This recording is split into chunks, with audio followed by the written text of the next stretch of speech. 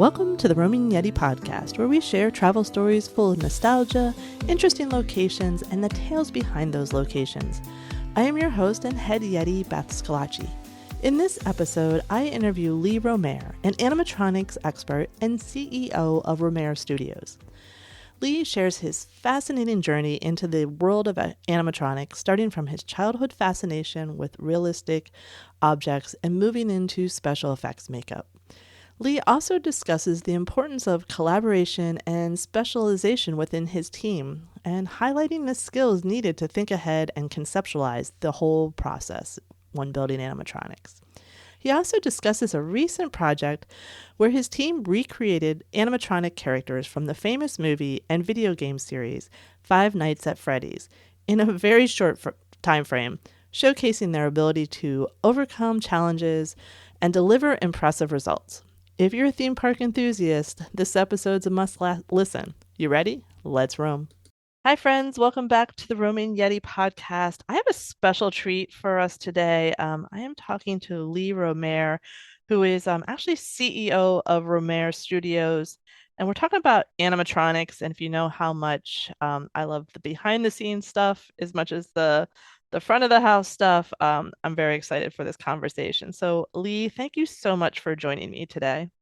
Oh, thank you for having me. Sure. Um, I think I always like to get sort of how people got started and what they're doing. So, sort of what's your origin story? Like, how did you get started in animatronics? Because it's not a major, like it's not a college major that people go Right, into. right. Okay, I'll give you the whole rundown from the very beginning. Cool.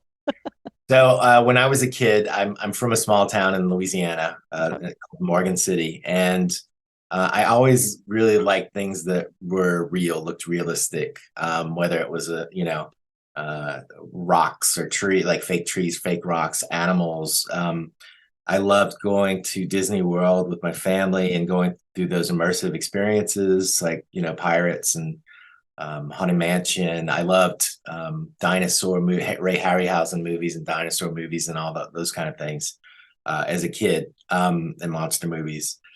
So, being a kid from the South, the thing that it was most in my face were taxidermied animals all over the place. Everybody would have a fish or a deer or a duck on their walls, and I would love those. I'd study it, and um, I actually learned how to do taxidermy at a very young age. I think I was at probably 7 or 8. Oh, Uh, wow. yeah, so I became sort of, it was kind of a Norman Batesy kind of thing.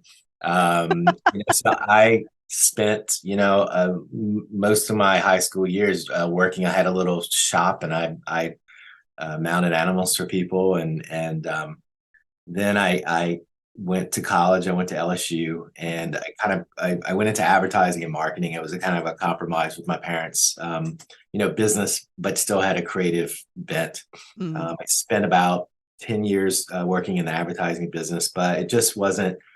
I just didn't have the passion, and I wanted to do something different. So I spent some time thinking about what I wanted to do, and I was living in New Orleans at the time, and it just kind of hit me that I wanted to, I love special effects makeup as a kid as well. So I think I want to do that. So it just happened to be in a bookstore, and I saw this magazine called Makeup Artist Magazine, Mm-hmm. and there was a convention, and it was coming up in like 6 weeks, and so I got on a plane and I went to Los Angeles, and I went to the convention, and I met a gentleman named Dick Smith, who is a famous makeup artist. He did the makeup for The Godfather and The Exorcist, and so he kind of took me under his wing, and I learned from him. And 2 years later, I moved to Los Angeles without a job, and it took me about a month to get a job in a special effects studio. Uh, Nice. yeah, and then I worked for people like Steve Johnson and Kevin Yeager and Henson's and Greg Canham, and all those kind of people. And I got to work on some really neat movies and TV shows, and then I wanted to do my own thing, so I started my own studio. See, you used that marketing degree after all, right there. Right. Well, I kind of tell people they're like, "Wow, you really did that fast," and I'm like, "Well, I kind of had experience, in the world outside of, art, Right. so it helped me a lot, getting contacts and things like that." Exactly. That's I love sort of when there's those sort of serendipitous moments, like opening that magazine and being like, oh, Yes. that's it's always so interesting that a lot of creatives and artists sort of have that moment. Yeah. Um, so I mean, there's so much that goes into building animatronics, like sort of what I don't we don't need the full process, but sort of like what's the process and the different disciplines involved and um, sort of that collaboration that goes into an animatronic.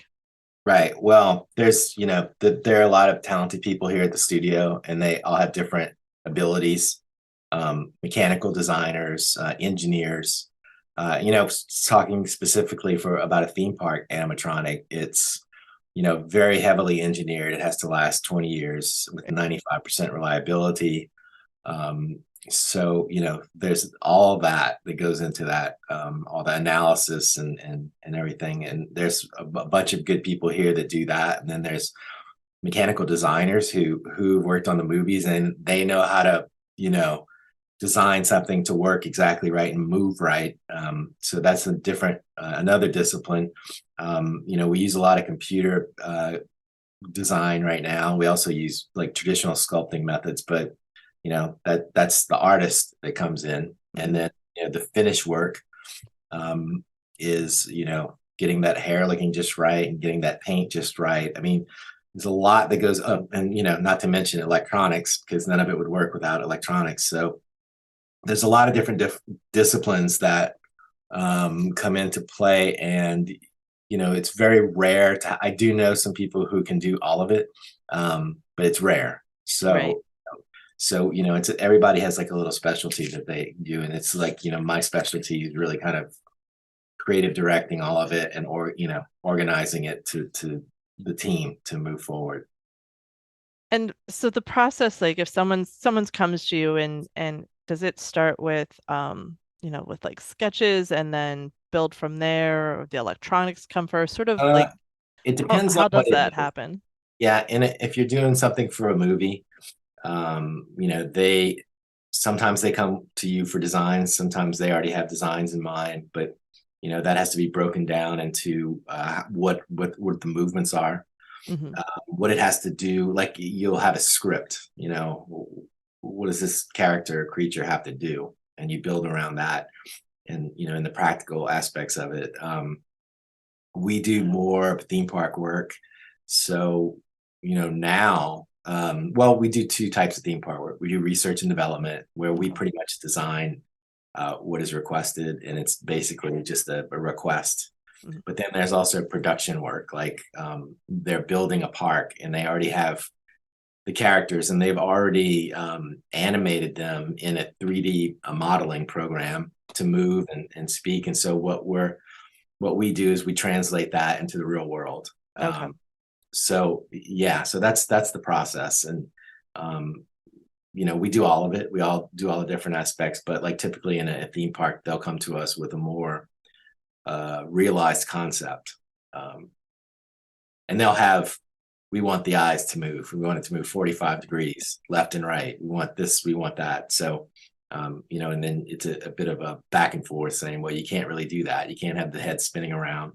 Um, so we come to an agreement, and then we build it. Yeah. Well, this question was submitted by my daughter. All right. But she's in college, so she wanted to know like what skill would people be surprised is needed for building an animatronic? Is there a something Um, that people would be surprised go into that, I guess? Surprised. Wow. I think you have to be able to think like 6 steps ahead. Okay. Um, you have to like really be able to conceptualize in advance. So you have to be able to see like what won't work, what will work. Um, you, what else? Um, That's the one that just comes to mind immediately. Yeah. No, that makes a lot of sense because I'm assuming a lot of the decisions you make at that point are based on six steps ahead. Yes, Yeah. and past learnings and that comes into play, but you're always going to come up with something that some impossible thing that you didn't think of before. Yeah. So So you recently recreated characters for a YouTube video from Five Nights at Freddy's. I watched that YouTube video. Those things were horrifying. I was just waiting for them to move at that's so any cute. minute. So I hope that's a compliment. Yes. But like, what was that project like? Well, yeah, we have normally what we work on, we have multiple years to finish. Um, and this young director came to us, Carson Philbin, and he works with Socks for One, who's the YouTube star. And he said, we want to recreate this entire restaurant. We want to recreate these animatronics characters, and the challenge is we have 8 weeks to do it. So we've done quick things like for commercials and things like that, but this was six animatronic uh characters in, well, or they're animatronic heads, mechanical heads, with people wearing them, that we couldn't access because they were all the way across the country. Oh, okay. So it was a huge challenge. But I really enjoyed the idea of that challenge, and I knew it would get some attention if we were able to pull it off. So we accepted the job, and they picked us. So we went to work immediately, and they were really great to work with. 21 people worked on that project. Yeah, and to pull that off in 8 weeks, and then for them to film in one day, and get everything they needed was pretty miraculous. But it was a project that I think everything kind of worked for, and I saw that early. It's like they're cartoon characters, number one. Number two, they're very kind of distressed looking. Mm-hmm. So we were able to, things that we would try, like I guess little imperfections that we would try to hide or work on. We didn't have to. We could hide them pretty easily with the distressed nature of the character. And also they were supposed to be robots. So um, they did hire dancers in the end, to Oh, do okay. to act as the robots. And I thought that was a brilliant idea because they were able to pull off the mechanical look. So we built them. We built the head. The heads were built in the computer. All the mechanisms for the head, the eyes, the mouth, that was all built in the computer. So we could spit it out of the computer and 3D printing and assemble it quickly. We programmed them to all work on one button. So the director would press the button, and then these characters would go through their little song. This is like a scary Chuck E. Cheese, so they would Right. have a little show. And so we programmed that, and the director could start and stop it, and so it was very simple to operate. Yeah. I would say Chuck E. Cheese now is still scary. Scary. I Yes. can't believe as a kid when that first opened that was like, oh, we have to go. And now looking back, like, wow, that was Some people are very scared of anthropomorphic animals. I don't know why, but yeah, I don't know, but that video was very cool. It made me nervous watching it because it was just so well executed. So congrats to you guys. yeah, Um, great job. and I would argue this not like the Lincoln animatronic is President Lincoln animatronic from World's Fair. I would say is arguably one of the more important animatronics in history. Yeah. Uh, and you were involved with Mr. Lincoln. What was your involvement with that? So when I first started my studio, I had a friend in Imagineering, and they that at research and development, and they were working on the first electric head. Animatronics usually in the past were all hydraulic or all pneumatic, which is Hydraulic is fluids Okay. moving the arms and the head. Pneumatics are air. Okay. So they decided to go in the direction of electric. They were putting everything behind electric. So there were several characters that we worked on, and they were just coming to me directly for sort of skin type things and finishing work. And then the attraction, Great Moments with Mr. Lincoln, was up for a refurbishment. So they decided we're going to redo the head of Lincoln using an all electric head. Mm. So, they wanted me first to sculpt it, and then I convinced them to let me paint it and do all the hair and do the hands and all of that. So, that's what I did. I sculpted that character, and that is the first human audio animatronic that Walt Disney ever did. It was one of his favorite projects. And so I was really excited and very nervous to take part in that, the refurb.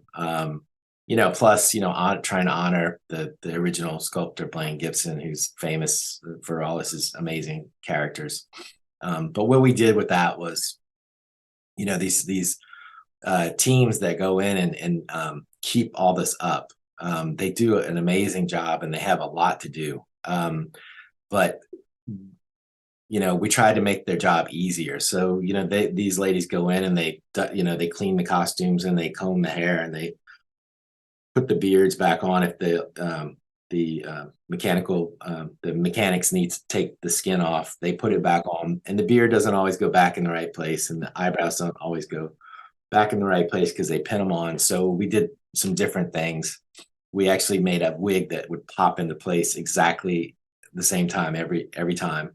Oh, wow. We punched all the hair in the face one at a time.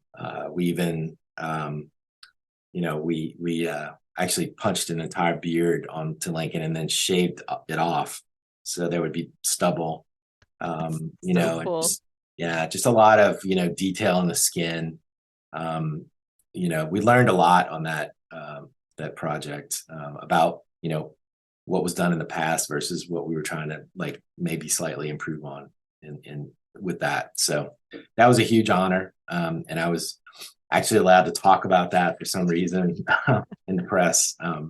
So that actually allowed me to get a lot more work with Disney. I did redid my favorite animatronics show, which the Country Bear Jamboree, which I was able to help redesign the characters, and I was able to work on Avatar, Nice. that figure. Lots of different pirates, presidents, lots of different things. Wait, So so you worked on the guy who floats in the Navi, not the no, Navi, shaman, okay. the shaman, Oh, you actually, worked on the shaman. That thing yeah, is so I yeah. remember seeing that for the first time. I'm like, that's a person. Like that's not No, that's a really big animatronic. It took years to do. Disney did an amazing job on that. yeah, that's and you said I know the Country Bears, I was excited to hear they're getting an update. I don't know if you involved and probably I'm can't not ask you involved. that. No, I'm not involved in that one. So I'm not sure what they're doing. I know they're doing new songs, so I'm very excited for that.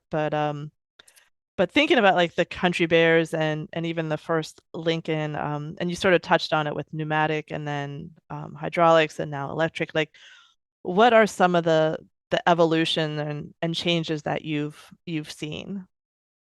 Well, I've been really involved with kind of behind the scenes. Like I said, I do a lot of help with research and development as a vendor, and I've seen a lot of and I've worked on a lot of things that they're starting to look at AI, or they not starting. I mean, they have been doing a lot with AI. So characters that are independent, um, seemingly independent with thought, and that will react to you and react to each other. So that's something new. Also certain characters flying through the air. We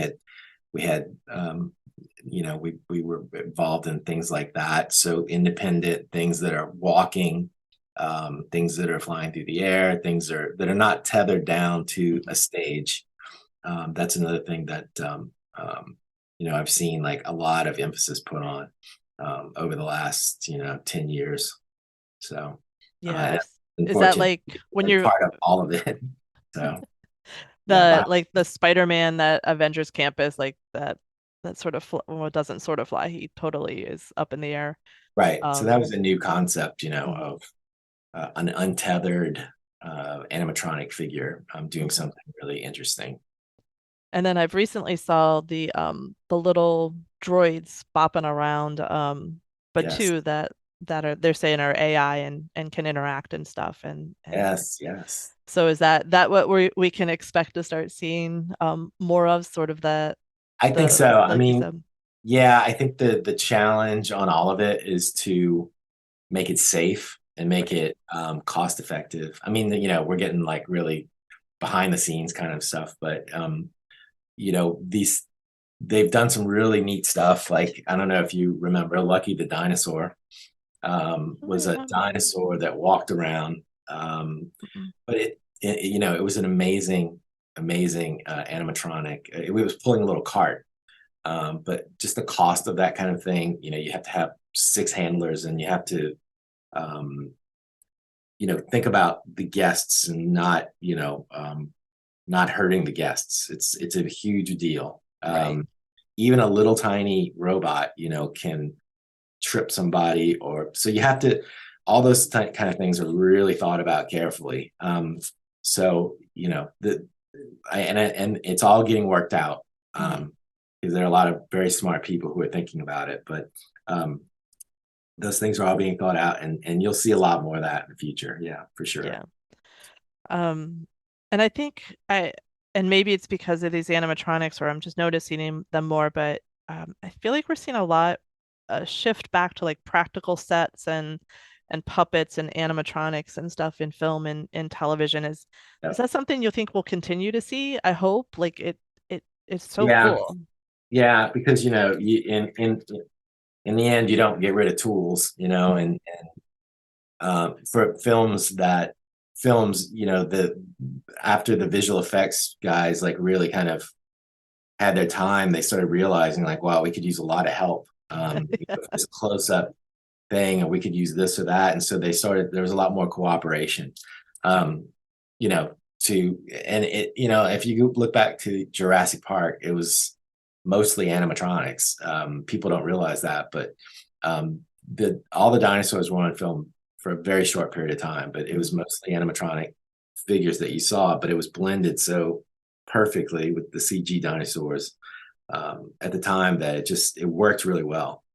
So in theme parks, so this is happening as well because Universal, we just won an award for the Pets ride, Oh, Secret Life of Life of Pets. Pets. Yes, Congratulations. yeah, That's a thanks. fun ride. Thanks. A Thea award for that as part of that group that did that. And so that's Universal's first, I guess, foray in a long time into like a totally immersive dark ride with a bunch of animatronics. I mean, it's you go to Universal and it was a lot of screens Mhm. and motion simulation, and they're very cool. But after about the fifth or sixth one, it's kind of the same. So I guess their thinking was, we want to have something different. Right. Um, and I will tell you that that's kind of the future as well. You'll see a lot more of that as well from Universal. Real sets, real animatronics, real experiences. That's So it's good what to people, hear. that's what people want. I mean, when they go to a theme park, because already have a huge screen in their house now, Well, and Yeah. I get those simulator machine I get motion sick on them almost all the time, so I will take a dark ride any day over that. Somebody else was telling me that like 2 days ago. Yeah. Yeah. It's not, yeah, I don't Universal, I always sort of I like it, but I struggle with I just sort of enjoy the theming is what I do when I'm there. Perfect. Um That's what we want. so we mentioned, Mr. Lincoln, Secret Pets, the shaman. I know I'm leaving something off. you know, what other like I guess when you're at a park, if you're at Disney, because you're based in California, so if you're at Disney, like what is your favorite ride to go on? Are you still old school or is there Very a newer much ride? old school. Hmm. Very much old school. I just love that stuff.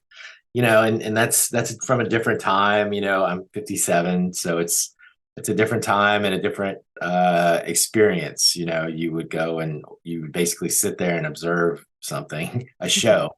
Right. Whereas now it's like very it seems like everything needs to be interactive. And we just won an award, a The Award for the Galactic Star Cruiser, and that Oh, was okay.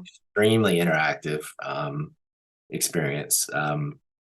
And I think it was an awesome, I think it was an awesome thing to do. Unfortunately, the numbers didn't work out for it, but I'm sure Disney like really took all those learnings and are going to apply them to new things in the future.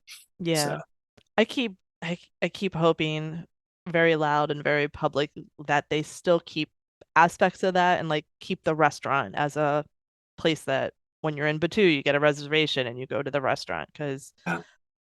so much of that land is Well, the so land I'm immersive. talking about the hotel. Yeah, Yeah, but the I hope Galactic. they keep parts of that hotel that you can Oh, I see. still go into and Yeah, interact in there without doing, I mean, obviously it's closed now, but I think the 2 night stay sort of people are like, yeah. Were you able to go to that? no, no, that did not make our budget.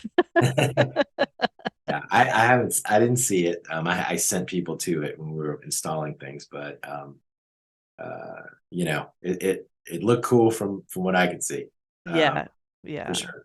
And it was well loved. A lot of people were very sad to see it go. So I hope, like you said, I hope they take a lot of learnings and it's not the last time they take Yeah. a risk and do something like that. Because No, they have to do things. They have to take risks like that, to move things yeah. forward.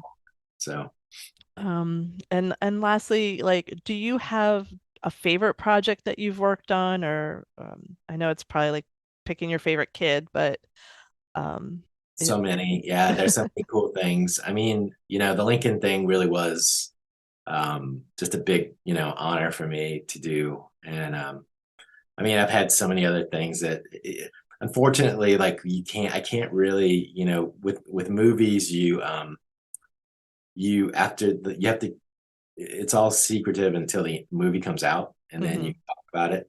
With theme park work, they really like to keep it secret forever. That their vendor bases, that because they want to uh, be the ones to make the magic. So, like, there are a lot of us who make things that you see that we can't talk about. So we can talk about things generally. We just can't be specific, unfortunately, for a lot of things. Uh, Right. so there, like I said, there I could probably talk about 5 different things that I was really excited to work on. But I would say Lincoln is probably um, one of the best. One of the best. Yeah, I just watched on Disney Plus last night. There's I think it's Behind the Attractions season 2 is on, and we watched the Pirates one, and they were talking how like that animatronic led to Pirates being what it is Mhm. as a ride, and so it was really cool. Then knowing I was talking to you, I was like, wait a minute, worlds Right. colliding here. That's Um, but this was great. I really appreciate it, and I know your time is very important. I do have to ask, this is a Yep. little. I was thinking about Halloween. Like with all those things, because I've looked at your website and your work is phenomenal. You have a German Shepherd that I thought it was a picture of your German Shepherd, not something you guys have created. That's Um, from Cats and Dogs too. okay. Yeah, puppet. I can't imagine walking through your studio at night.